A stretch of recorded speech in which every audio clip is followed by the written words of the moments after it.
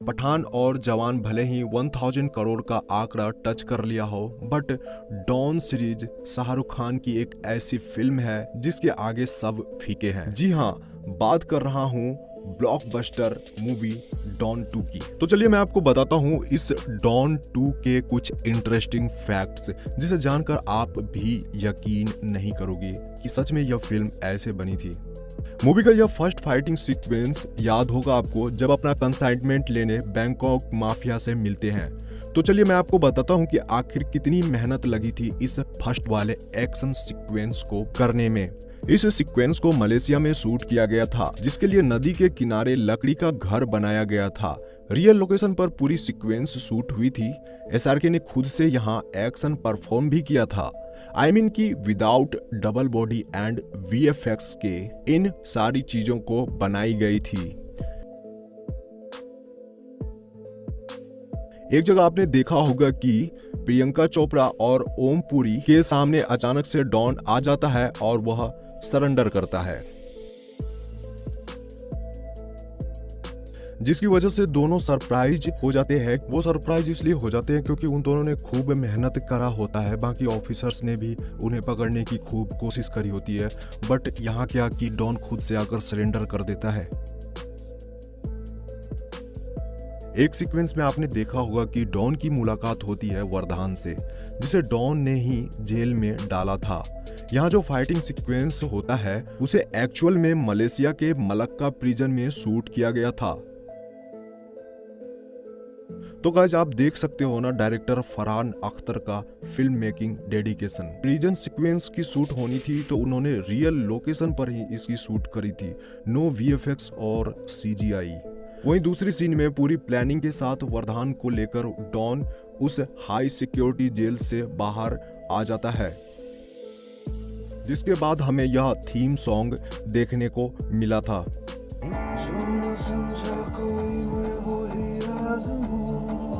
Nice. जो किसी का नहीं है वो अंदाज। तो मैं आपको बता दूं कि इस सॉन्ग को गाया था विशाल ददलानी ने। बहुत प्यारी सॉन्ग है ये, जिसे कि वैभवी मर्चेंट की कोरियोग्राफी में बनाई गई थी और यहाँ की जो सेट बनी थी वह मुंबई फिल्म सिटी में बनाई गई थी। तो दोस्तों यहाँ पर एसआरके का एक कार्ड वाला सीन भी होता है, जिसको करने के लिए उन्हें काफी प्रैक्टिस करनी पड़ी थी।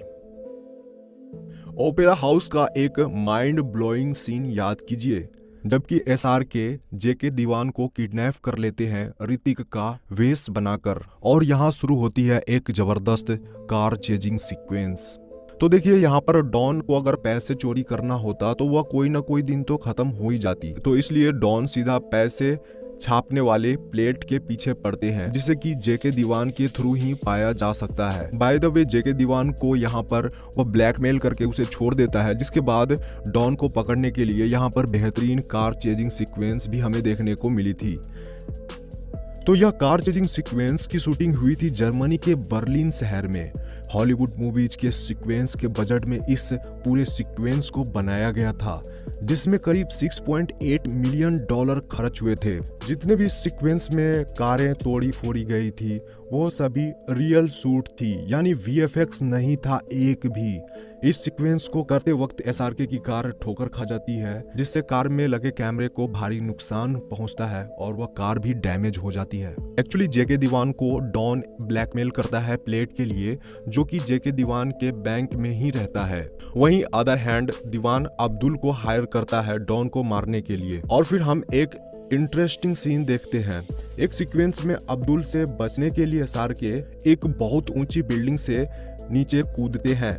ये वाला जो सीक्वेंस था इसे बर्लिन में शूट किया गया था। यह अलेक्जेंडर प्लाट्ज नाम की एक फेमस बिल्डिंग है जिस पर कि ये सीक्वेंस बनी थी।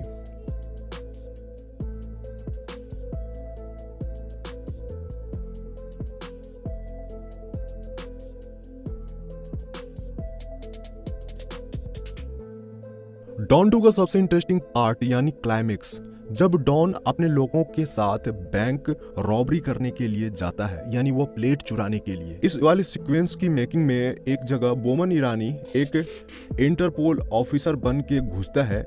यह सेंट्रल बैंक रॉबरी वाला सीक्वेंस भी बर्लिन शहर में ही एक बिल्डिंग पर शूट करी गई थी। वो भी नाइट में।